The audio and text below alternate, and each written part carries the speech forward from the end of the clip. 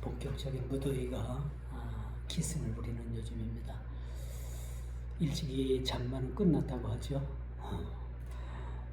그래도 7월 중순까지는 예전에는 장마 전선이 그렇게 있어서 좀 가끔 소나기도 내리고 이렇게 비도 내려서 시원했는데, 올해는 아마 그 장마가 일찍이 끝나고 또 불볕더위가 그렇게 시작되므로 곳곳에 많은 사람들이 이 더위로 인해서 어려움을 겪고 있는 모습들을 우리가 보게 됩니다.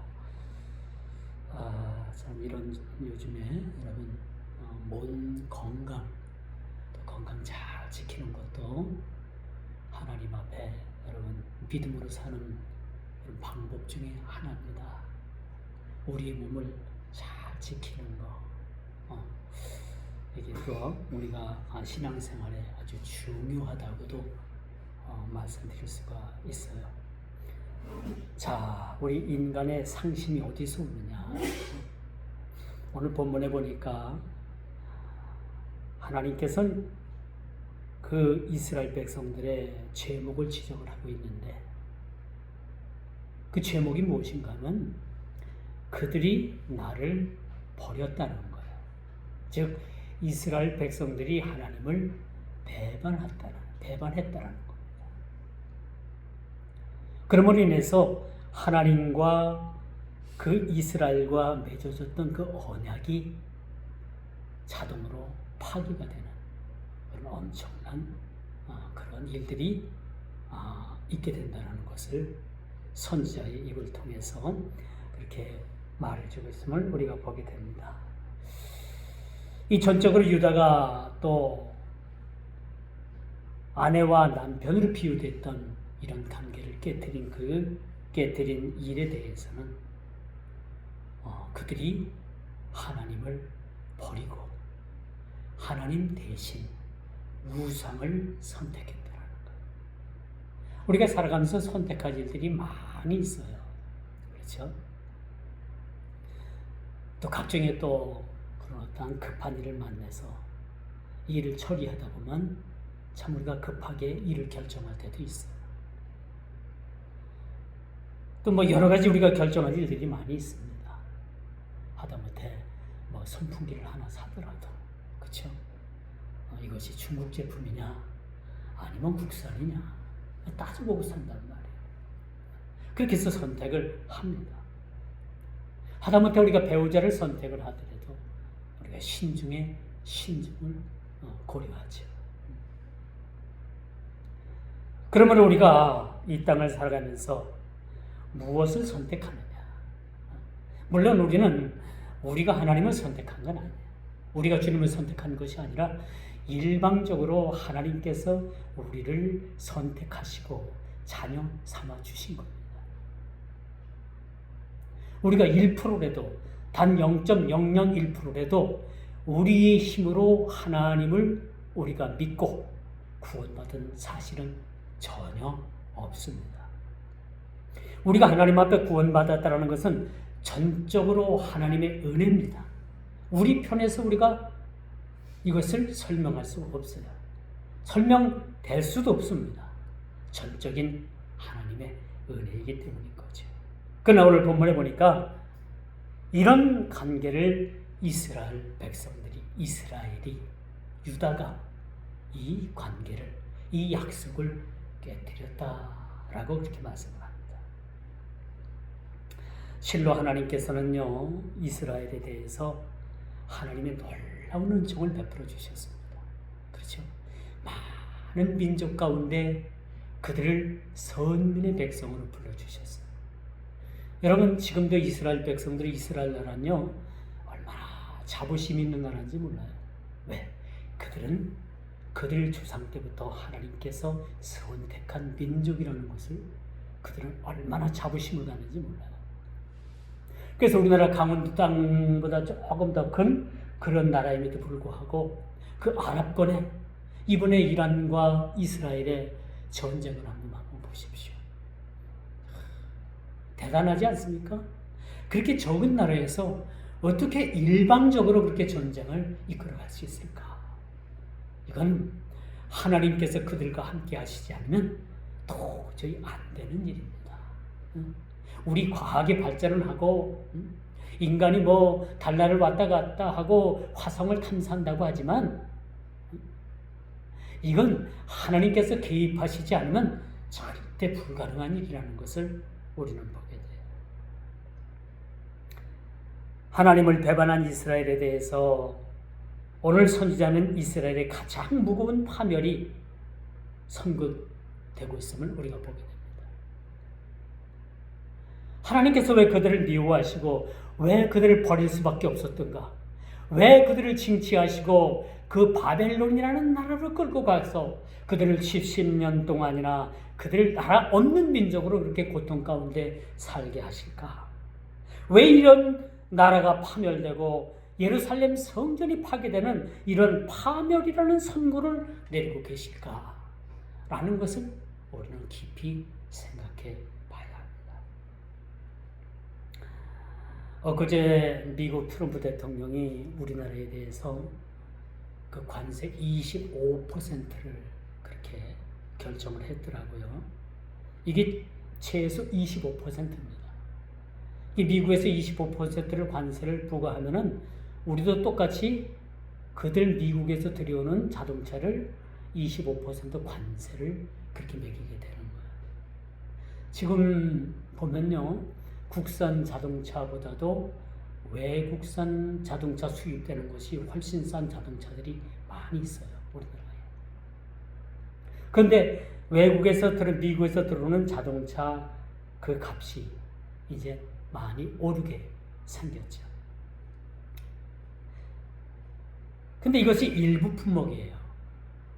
일부 또 다른 품목에서는 25%보다도 훨씬 넘는 50%, 심지어는 75%까지도 가는 그런 관세가 부과가 된다고 합니다. 그런데 언론에서는 그런 얘기를 안 해요. 25%로 서로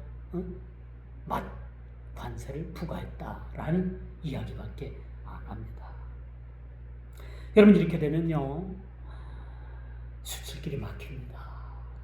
우리나라가 수출로 먹고 사는 나라예요. 인적 자본밖에 없어요. 어떤 우리가 광물이나 지화자원이나 석유 한 방울 나지 않는 나라에서 이 대한민국이 지탱하는 길은 오직 수출 하나밖에 없어요. 그런데 이 수출길이 막히면 여러분 어떻게 되겠습니까?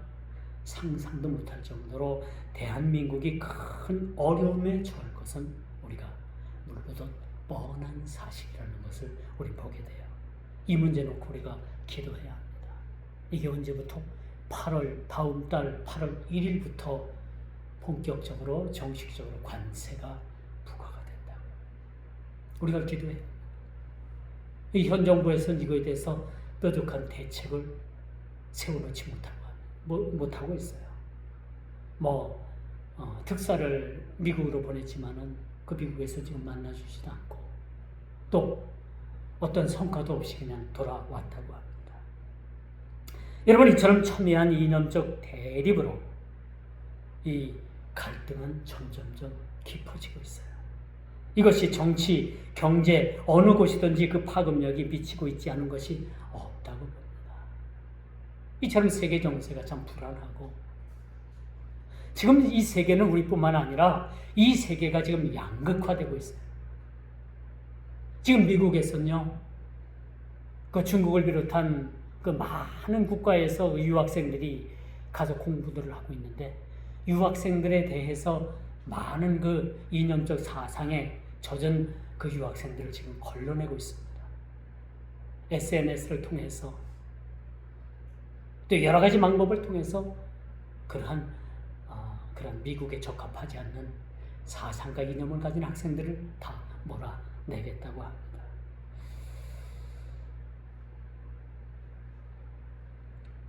오늘 본문 상황에도 볼 수 있듯이 우리 현실과 너무나도 흡사하게 닮아 있는 모습을 우리가 보게 됩니다. 우리가 1절부터 본문을 보진 않았지만은 오늘 본문 1절부터 말씀을 읽다 보면 두 독수리가 나와요. 이 두 독수리는 뭘 뜻하느냐? 이 두 독수리는, 이 비유는 바벨론 느부갓네살 왕과 애굽의 바로를 얘기해 주고 있는 거예요. 이스라엘 백성들이 포로로 끌려갈 즈음 그 시대에는요, 바벨론이라는 거대한 그런 제국이 있었어요. 무시무시한 제국이었습니다. 그리고 애굽이라는 제국이, 나라가 있었습니다. 이 두 독수리를 비유되는 이 두 제국, 이 두 나라 가운데 이스라엘이 살 길은 어느 나라를 택해야만 살 수 있느냐라는 문제가 오늘 본문에 그렇게 쓰여지고 있다는 겁니다. 이 두 나라 가운데, 여러분, 이 두 나라 가운데 가장 가까웠던 그 상황, 그 당시의 상황으로 볼 것 같으면 이스라엘은 애굽과 더 바벨론보다는 훨씬 친했습니다. 제가 왜 이 말씀을 드리냐 하면은 요즘 우리나라의 정세, 한반도의 정세와 너무나도 흡사하게 닮아 있어요. 바벨론이라는 그 무시한 제국은 오늘날 미국의 그런 아주 강함, 그런 제국을 표현한다고도 말씀드릴 수가 있는 거예요. 애굽이라는 나라를 우리 오늘 본문 말씀을 통해서 보게 되는데, 그동안에 이 애굽이라는 나라, 오늘날 이 친중, 오늘날 이 중국, 그래서 우리나라가 지금 경제는 중국과 안보는 미국과 그런 얘기를 하는데, 미국에서 뭐라고 하는지 압니까? 너희들 둘 중에 하나만 택해. 둘 중에 하나만 택해. 중국을 택하든지 미국을 택하든지. 경제는 중국, 안보는 미국. 미국에서 안 된다고 하잖아요. 그리고 여러분, 우리나라가 미군이 주둔하는데 어마어마한 미군 주둔비를 지금 트럼프가 100만 달러인가? 100만 달러. 그것을 요구를 했습니다.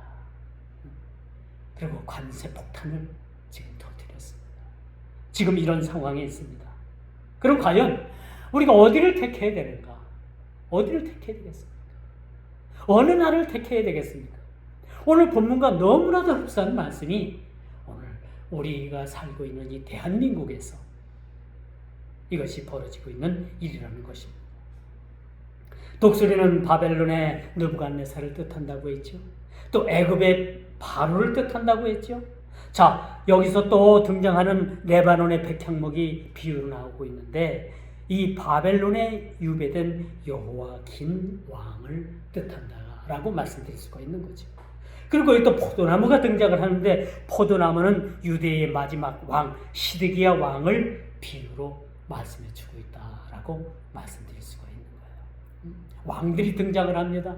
주변의 강대국들이 등장을 합니다.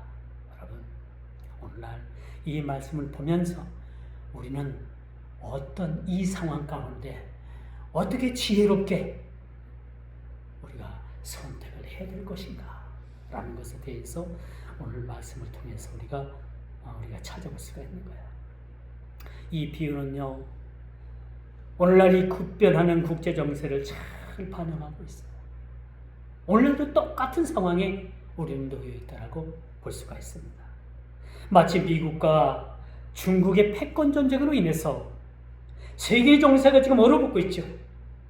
그 중심의 한반도는 마치 태풍의 소용돌이 속에 그렇게 빠져들고 있다라고 볼 수가 있습니다. 현 정부에서 얼마 전에 전작권 회수라는 그런 카드를 뽑아 들었습니다. 그러니까 트럼프가 바로 100만 달러라는 그런 미군 주둔비를 요청을 하게 됩니다.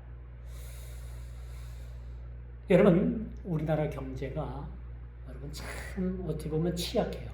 지금 뭐 삼성이니 현대니 이런 얘기하지만, 미군이 주둔을 하다가 미군이 빠져나가면요, 어떤 일이 생기느냐? 그동안 미군이 우리나라를 지켜주어서 경제가 그나마 돌아가고 튼튼하고, 그 외국인 투자자들이 미군이 있으므로 대한민국에 그래도 전쟁이 나지 않을 것이다라는 그러한 상황에서 투자를 하게 됩니다. 투자를 하게 되는데 설령 미군이 빠져나가게 되면 대한민국에 투자했던 외국인 자본들이 다 빠져나가게 돼요. 그렇게 되면 우리나라는 경제가 폭망합니다. 이걸 불보듯 뻔한 사실인데 자꾸 우리는 가야 갈 길을 안 가고 자꾸 어긋난 길로 지금 향하는 모습을 보면서 좀 안타깝다 그런 생각을 합니다. 오늘 유튜브 어느 유명한 그 채널을 보니까 우리나라 40, 50대 그 층들이 40, 50대 층들이 거의 다 자경화가 됐다는 거예요. 이념적으로. 이게 일반 국민들뿐만 아니라 외국에 나가서 목회를 하는 목사들이나 우리나라에서 목회를 하는 목사들 가운데서도 40, 50대가 거의 다가 다 자경화가 됐다. 이 일을 타게 하는 길은 그러면서 그분이 그렇게 말을 그렇게 어떻게 마무리를 하냐면 이제는 하나님께서 하시지 않으면 안 된다. 하나님께서 하시지 않으면 이건 도저히 불가능하다 라는 이야기로 그렇게 마무리를 하더라고요. 요즘 이른바 친중이냐 친미냐의 선택의 기로에 놓여 있습니다. 미국의 강함을 보이는 것은 마치 거대 제국의 위상을 우리는 보는 듯합니다. 그런데 놀라운 건요, 그 바벨론으로 포로로 잡혀갈 때 그때 이 많은 선지자들이, 에레미야를 비롯해서 여러 선지자들이 그 이스라엘 왕에게 진언을 하기를 바벨론에 항복을 해야 합니다. 바벨론에 항복을 해야 합니다. 우리는 바벨론의 기일을 해야 합니다. 그런 주장을 했어요. 이 주장이 오늘날 우리나라의 살 길은 아닌가. 오늘날 이 대한민국이 어떻게 세워진다는가. 그렇죠? 우리나라 역사를 보면 참 이 대한민국 정부가 수립되기까지 얼마나 많은 그런 고통이 있었어요. 6.25도 경험을 했어요. 그렇죠?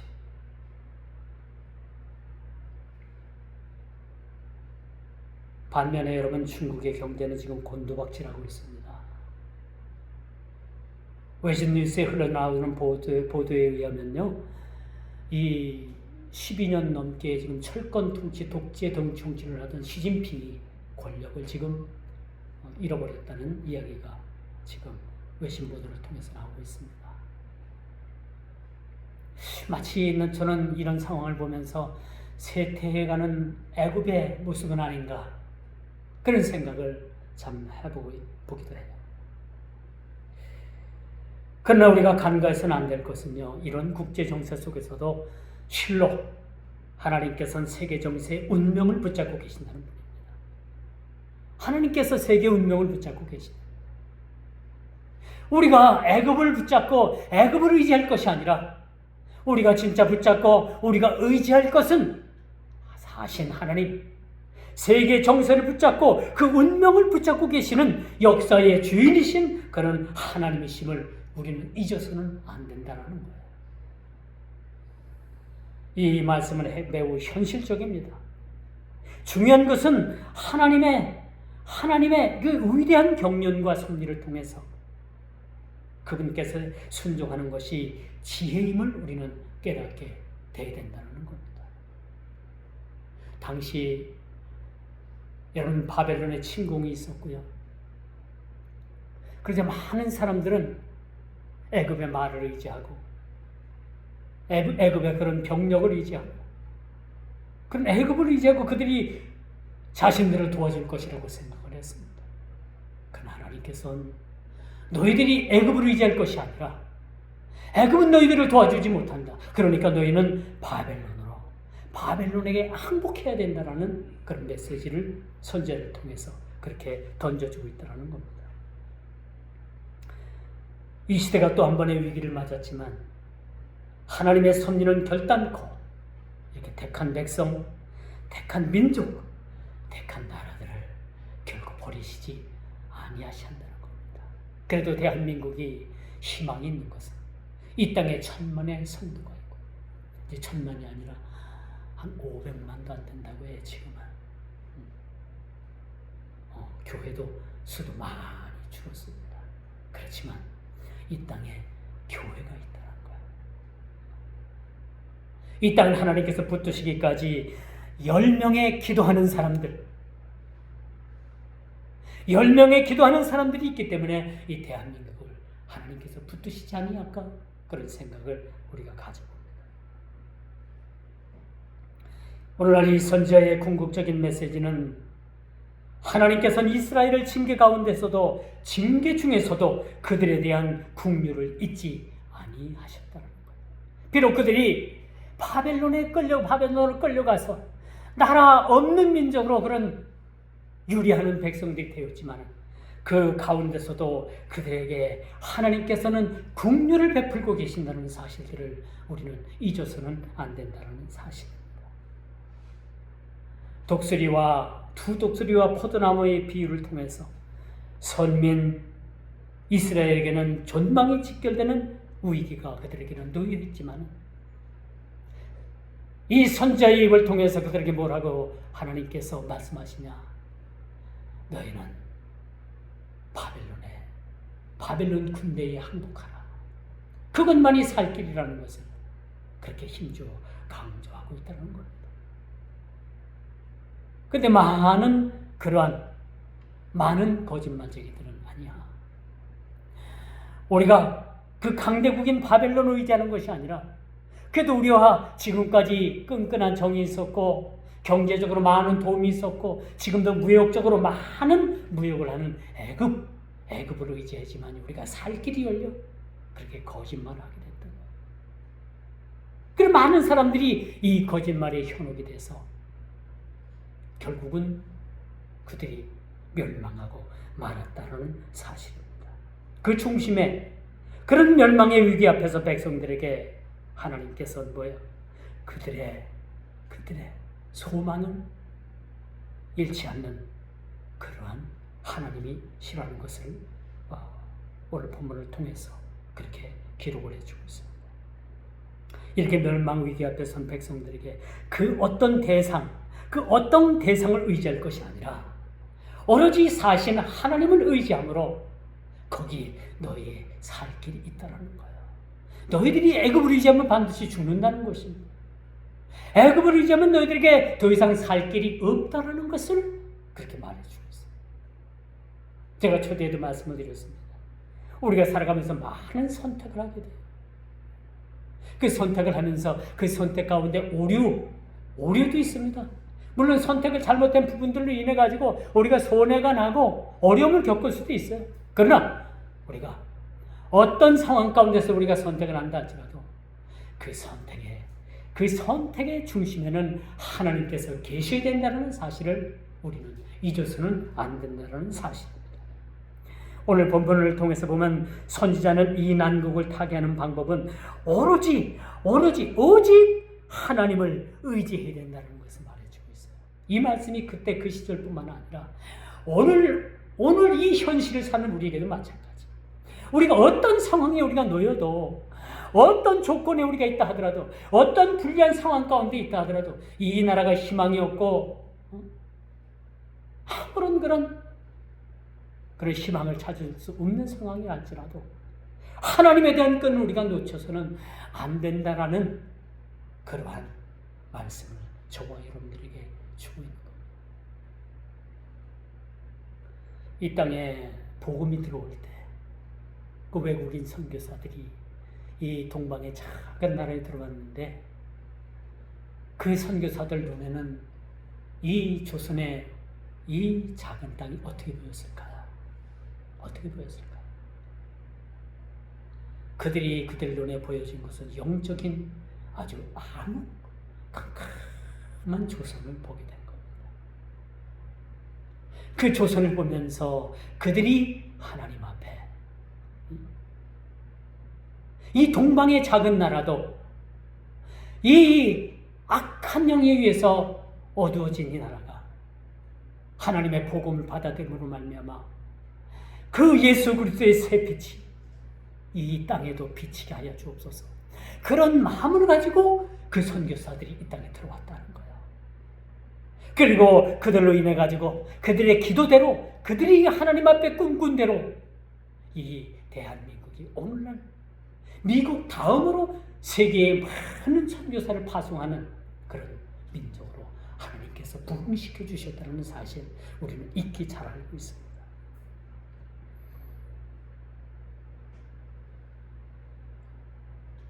당시에 많은 에레미야 선지자를 통해서 많은 선지자들이 애굽을 의지할 것이 아니라 바벨론에 항복해야 된다고 그렇게 말을 했을 때, 심지어 에레미야 선지자를 감옥에 가두고 물도 주지 않고 빵도 주지 않고 엄청난 고통을 줬습니다.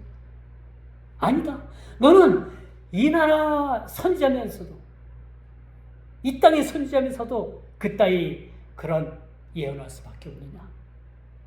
왜 우리가 바벨론에 항복을 해야 된다고 하느냐? 결단코 이 나라는 망하지 않을 것이다 라는 그러한 상황 속에서 그래도 우리가 살 길은 바벨론에 항복을 해야지 우리가 살아갈 수 있는 길이라는 것을 그렇게 힘주어 말해주고 있습니다. 이에 대해서 여러분, 그들이 하나님의 말씀을 버렸습니다. 그들이 희망이 없다고 하는 것은 하나님의 말씀을 버렸기 때문입니다. 그리고 그들은 주어진 기회마저도 버리는 것을 우리가 볼 수가 있습니다. 우리 그리스도인들은 기회가 왔을 때 잘 잡아야 돼요. 그렇죠? 우리가 기회가 왔을 때 우리가 항상 이 시대가 여러분 샬롬의 시대는 아닙니다. 언젠가는 하나님의 그런 은혜가 거치는 그런 시대가 이 땅에 도래할 거예요. 마지막 때가 되면 여러분, 믿는 믿음을 가지는 일들에 대해서 우리가 참 힘겹게 믿음을 지켜내야 될 일들이 많이 이 땅에 있게 됩니다. 마지막 때가 가면 가까울수록 여러분, 우리 믿음 지키기가 그렇게 넉넉지 못하다는 거예요. 많은 법을 통해 가지고 우리 교회들을 묶을 겁니다. 우리 그리스도인들의 활동 범위를 제약할 겁니다. 이럴 때 우리가 우리의 믿음을 가지고 산다는 것이 참으로 힘들고 어렵고 고통을 수반하는 시대가 곧 돌아온다는 사실을 우리는 잊어서는 안 되는 것이죠. 요즘 기이한 현상들이 우리나라 대기업들이 너도나도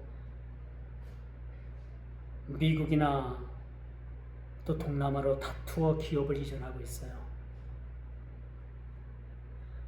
이미 현대자동차는 40%를 미국에서, 우리나라에서 생산해야 될 그 자동차의 40%를 미국에서 생산을 하고 있어요. 여차하면은 본사까지도 옮긴다는 이야기가 확인되지는 않았지만 그런 이야기가 나옵니다. 왜 그럴까요? 왜 이 땅에서의 기업들이 그렇게 미국이나 동남아로 자꾸 이전을 할까요? 이 땅에서 이런 경영을 더 이상 할 수 없다라는 그런 판단을 내지는 않았을까요? 우리나라의 각종 세금, 종부세다, 상속세다 해가지고 기업들을 어렵게 만듭니다. 또 강성노조로 인해서, 그 노조로 인해서 기업 경영이 어려운 탓이라는 그런 이야기도 나옵니다. 많은 부호들이, 우리나라 잘 사는 사람들이 많이 있잖아요. 많은 이 부호들이 이민을 간다는 이야기들이 나옵니다. 이민율이 요즘 부쩍 늘었대요. 우리나라가 이민 가는 이민율이 세계에서 3위 안에 들더라고요. 3위 안에 듭니다. 에레미야 선지자는 일찍이 바벨론 왕에게 항복하고 그를 섬기는 것이 살 길이라고, 그것이 하나님의 뜻이라고 그렇게 말해주고 있어요. 항복하는 것이, 바벨론에 항복하는 것이 살 길이라는 것이고 그것이 하나님의 뜻이라는 거예요. 우리가 언뜻 들어서는 이것이 정말 이것이 하나님의 뜻인가? 어떻게 하나님께서는 바벨론에 항복하라고 그렇게 말씀하실까? 이것은 하나님의 뜻이 아닐 수 있다라고 우리가 의심할 수도 있지만 분명한 것은 하나님께서는 예레미야 선지자의 입을 통해서 바벨론에 항복하는 것이, 애굽을 의지하지 아니하고 바벨론에 항복하는 것이 나의 뜻이다라는 것을 하나님께서 정확하게 그렇게 말씀해 주고 있다는 거예요. 왜 이것이 하나님의 뜻이었을까? 왜 바벨론에 항복하는 것이 하나님의 뜻이었을까? 이는요, 유다 백성들의 정체성을 유지하기 위해서, 그들을 겸손하게 만들기 위해서, 회개의 자리로 나아가게 하기 위해서 바벨론이라는 장소를 하나님께서 준비하셨다는 거예요. 마치 애굽의 그 이스라엘 백성들의 수요를 함께 하기 위해서 이스라엘의 그 야곱을 비롯해서 야곱의 형제들을 애굽 땅으로 보냈잖아요. 거기서 애굽 땅에서 400만이라는 그런 놀라운 그런 백성들, 그렇게 하나님께서 거대 민족을 만드셨잖아요. 하나님께서 새롭게 하기 위해서, 하나님께서 나라를 새롭게 하기 위해서 바벨론이라는 나라를 통해서 그들을 바벨론으로, 그렇게 포로로 이끄신다는 사실들을 그들은 깨닫지 못했다는 거예요. 시드기야는 바벨론 대신에 애굽을 택함으로 두 눈이 뽑혀가지고 부끄러움을 당하는 최후의 왕이 되었습니다. 말을 듣지 않죠. 하나님께서는 시드기야가 내 맹세를 어깁신 여기고 내 언약을 배반했다라고 그렇게 말씀해 주고 있어요. 시드기야의 죄가 뭔가? 항복하지 않은 겁니다. 그리고 애굽을 의지한 거예요. 사실 하나님을 버리고 애굽을 의지했다는 거예요. 이제 마지막으로 유다의 회복입니다. 유다가 바벨론의 침공을 받을 때 애굽은 전혀 유다에 도움이 되지 못했다는 사실. 그래서 우리 그리스도인들이 오늘날 이 상황을 놓고 우리가 기도해요. 하나님, 우리의 도움은 어디에 있습니까? 우리의 도움은 하나님이십니다. 그래도 여러분, 미국이 지금 타락을 했네, 못 사는 나라네, 총기 사건이 일어나네, 해도요, 미국이라는 나라는 철저하게 기독교 신앙을 기반으로 세워진 그런 나라입니다. 미국이 아무리 타락을 했어도요, 미국에 가장 기본적으로 깔려있는 그 베이스가 뭐냐면요, 기독교예요. 기독교입니다. 여러분, 달러 지폐를 한번 보십시오. 달러에 뭐라고 써있는가? 전 세계의 지폐 가운데 하나님에 대한 언급을 한 그 지폐는 미국의 지폐밖에 없어요. 아무리 미국이 타락을 해도요, 미국은 기독교의 기반을 둔 나라입니다.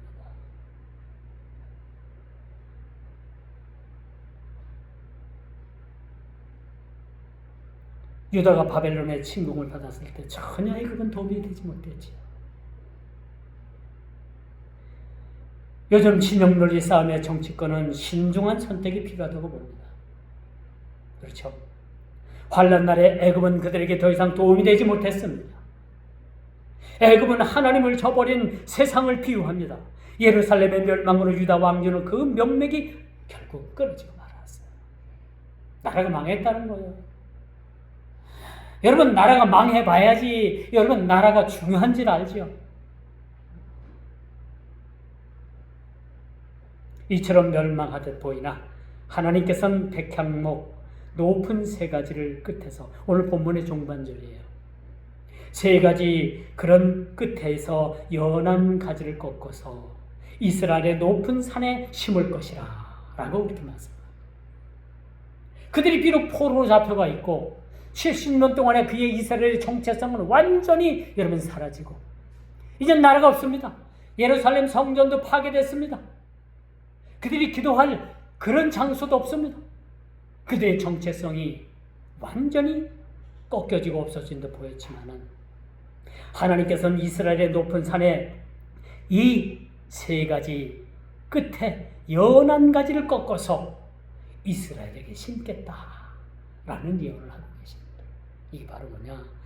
예수 그리스도의 재림, 예수 그리스도를 통해서 또 한 번 하나님께서 이스라엘을 회복시켜 주실 것이라는 사실을 그렇게 말씀해 주고 있는 것이죠. 이 비유의 말씀은 이는 무너진 왕조의 그루터기에서 새싹이 곧 메시아 왕국의 출현을 알리고 있습니다. 아이러니하죠. 이게 초림의 메시아를 오늘 본문을 통해서 그렇게 말씀해 주고 있는데, 우리는 역사적 그 긴 끝에서 다시 오실 재림의 메시아를 우리는 기다리고 있습니다. 이런 엄청난 그러한 시대의 갭 속에서도 우리는 재림의 메시아를 지금 기다리고 있는 거예요. 여전히 시대는 다르지만, 여전히 상황은 다르지만, 그때 그 시절이나 오늘 우리가 사는 이 시대나 그때 그 시절에는 초림의 메시아를 기다렸다고 하지만, 오늘을 사는 우리들은 초림의 메시아가 아니라 재림의 메시아를 우리가 기다리면서 사는 우리의 삶이라는 사실을 우리는 보게 되는 것이죠. 이런 메시아 재림 예수 그리스도를 우리는 머지않아서 목도하게 될 것입니다. 이제 말씀의 결론을 맺을게요. 비록 그들이 하나님 앞에 패역하였으나 하나님께로 돌아가기로 결단하는 그런 심령들에게 오늘 본문은 소망의 메시지를 그렇게 전해주고 있다는 겁니다.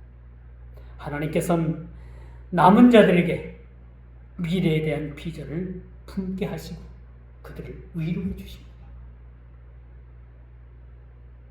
에베소서 4장 22절에서 24절 제가 한번 읽어볼게요. 너희는 유혹의 욕심을 따라 썩어져가는 그런 옛사람을 벗어버리고 오직 심령으로 새롭게 되어 의와 진리의 거룩함으로 지으심을 받은 새 사람을 입어라. 오늘 이 본문과 아주 병행 구절이라고 볼 수가 있겠죠. 교훈적인 말씀이 구절이라고 볼 수가 있습니다. 유혹의 욕심을 따라 살면 애굽으로 내려갈 수밖에 없는 거예요. 애굽으로 내려가서는 안 됩니다. 그곳으로 내려가면은 멸망당하고 당할 수밖에 없습니다. 더 이상 세상 나라들의 욕심에 미련을 두지 않으며 그 세속의 물결에 의해서 또 내려가는 그런 상황 가운데서도 하나님께서는 그 건질 자를 건지시는 분이신 거죠. 요즘 40대, 50대가 거의 다 세속화 됐다고 해서 이 세속이 교회 안에까지 들어왔습니다.